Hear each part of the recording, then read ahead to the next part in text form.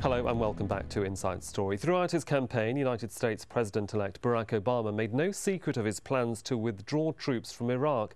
In an interview for American TV network CBS, he reiterated his plans for America's involvement in the conflict. He said, and we quote, "As soon as I take office, I will call in the Joint Chiefs of Staff, my national security apparatus, and we will start executing a plan that draws down our troops, particularly in the light of the problems that we're having in Afghanistan, which has continued to worsen.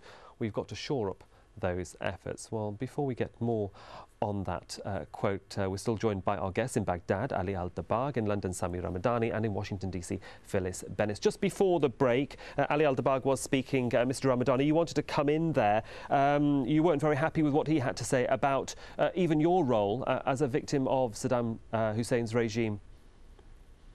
Yes, I was quite shocked that Mr. Al-Dabagh would resort to that terrible slander. I don't think he knows me, probably.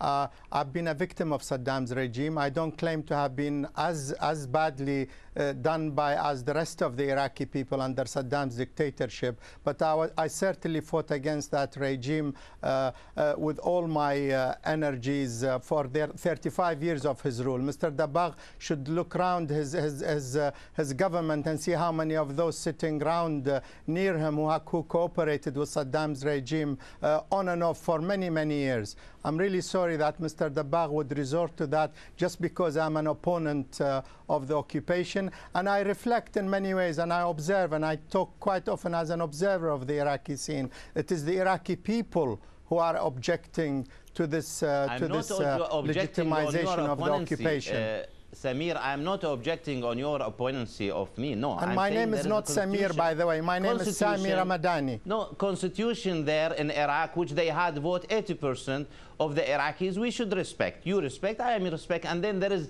a roadmap which shows that how to get the approval of such agreement. This is what I am referring to. We should agree on that.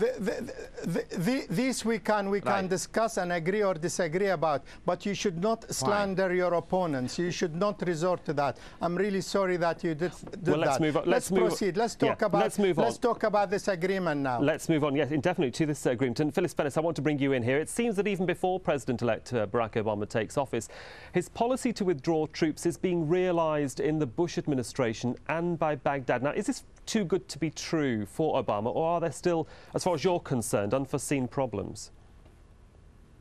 Well, there are many unforeseen problems, one of which, of course, is the question of ratification. It's not at all clear it will be ratified either by the Iraqi parliament or by the U.S. Senate, both of which are required.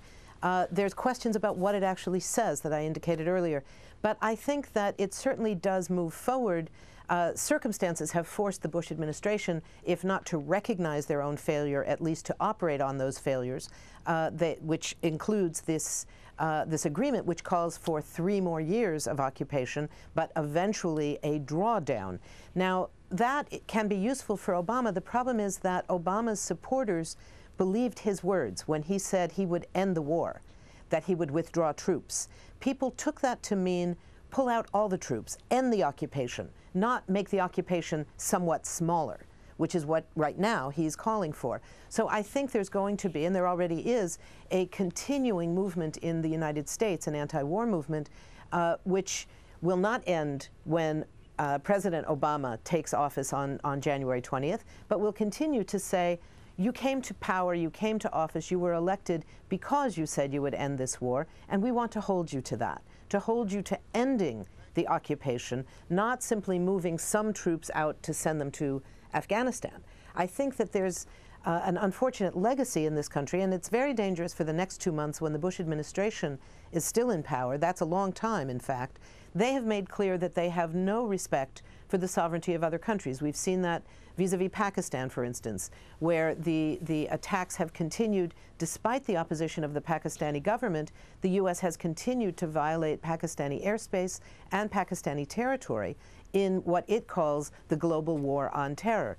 That kind of violation is likely to continue against Iraq, agreement or no agreement. So I think that we have to be very cautious in assuming that any such agreement between the U.S. and the government that the U.S. helped bring to power in Iraq would actually control U.S. policy there. Well, Sami Ramadani, can I just bring you in here? Do you believe that there is a genuine concern that if troops are removed, either from the streets in 2009 or from the country in 2011, that Iraq could fall back into the chaos that we saw over these past few years? I mean, there are two things that have remained stable or allowed the situation to remain stable, and that's the Sunni tribes rising up against al-Qaeda and coming on board, which the Iraqi government would take credit for, and also the troop surge that we've seen in 2007, 2008. What's your opinion about this possible... ceasefire? Well, exactly, and that as well, Phyllis. You know, you're absolutely right. Muqtada al-Sadr, the ceasefire. I mean, what do you think the situation, or how do you think the situation will prevail? Can I just say that it has been all these forces that you mentioned, and the various militia forces and the various military forces, if you like, from Kurdistan down to the south, all these forces have become tied with the U.S. occupation itself, even those who are opposed to it. The fragmentation of Iraqi society and the centrifugal forces that the occupation has created is the main reason for the divisions within Iraq. It is my opinion, and most Iraqis would say that as well, that the sooner the occupation is ended, the more likely it is that the Iraqi people could come to an agreement between themselves. I'm not saying that it will be a bed of roses and all these problems will disappear overnight, but a poison would have been removed from the midst of Iraqi society. The presence of the occupation is divisive. It's not conducive to social peace, to people coming together. It is a divisive force that is pitting Iraqis against Iraqis. Well, let me bring Ali al-Dabagh in here. The better. Let me bring Ali al-Dabagh in here. Of course, Muqtada al-Sadr is vowing to resist any ratification of this agreement. How dangerous do you think his threats are to actually, gain support from his supporters again and be back on the streets? We are not expecting 100% of the people are going to approve. None of the countries you could achieve that. Even in the United States, there is also people are opposing this agreement. But at the end, this is a democracy. We could accept that one. Definitely, Muqtada al-Sadr and his followers are raising their objection depending on their understanding that this is the best they could give for Iraq. At the end, there is a majority here in the country.